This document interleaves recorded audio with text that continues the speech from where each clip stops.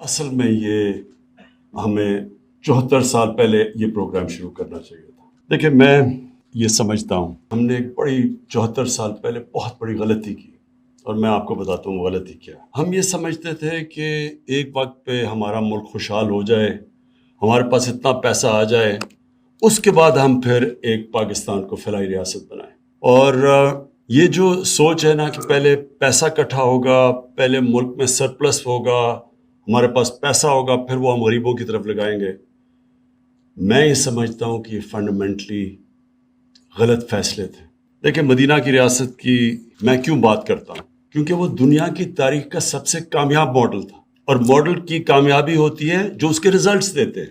تو وہ جو فینومینا ہوا تھا مدینہ کی ریاست کے بعد، یہ ایک تاریخ کا حصہ ہے. یہ کوئی فینٹیسی نہیں ہے یا یہ کوئی میتھولوجی نہیں ہے، یہ فیکٹس اور فگرز ہیں ہسٹوریکل، کہ ایک سویلائزیشن جس کی حیثیت نہیں تھی وہ ایک دم رائز کیا اور اس نے دنیا کی امامت کی، اور 1000 سال تک دنیا کا پریمیئر سویلائزیشن رہا. تو مدینہ کی ریاست کیوں اللہ ہمیں کہتا ہے کہ نبی صلی اللہ علیہ وسلم کی سنت پہ چلو، ان کی شریعہ پہ چلو؟ کیوں کہتا ہے؟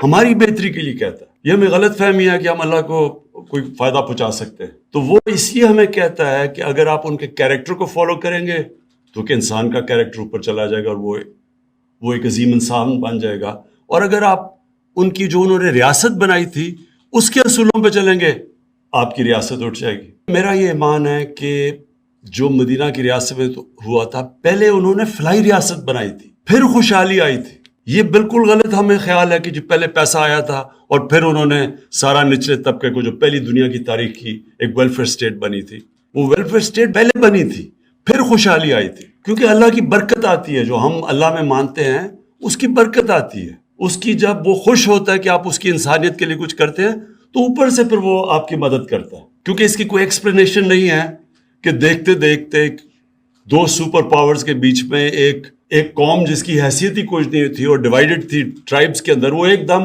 اٹھ گئی اور دونوں سپر پاورز اس کے سامنے کولیپس کر گیا اور وہ دنیا کی ٹاپ سویلائزیشن بن گیا. تو اس میں سب سے بڑی چیز ہے انسانیت. جس قوم میں انسانیت ہوتی ہے اللہ کی برکت آتی ہے اس کے اوپر، اور ساتھ ساتھ اس کے انصاف. یہ دونوں اللہ کے حکم ہیں، انصاف اور انسانیت. یہ بیسز ہے سویلائزیشن کا. اب آپ دو قومیں دیکھ لیں، ایک ہی جتنی آبادی دونوں کی، ایک طرف ہندوستان، دوسری طرف چائنا. 35 سال پہلے دیکھ لیں، 40 سال پہلے تقریباً ایک ہی ساتھ تھے دونوں. آپ ان کے سوشل انڈیکیٹرز دیکھ لیں، تقریباً ساتھ تھے وہ. آج چائنا آسمان پہ پہنچ گیا ہے اور ہندوستان میں وہی ایک جزیرہ ہے بہت امیر لوگوں کا اور نیچے غربت ہے. جو ہم چاہتے ہیں، چائنا نے وہ اصل میں مدینہ کا ماڈل فالو کیا.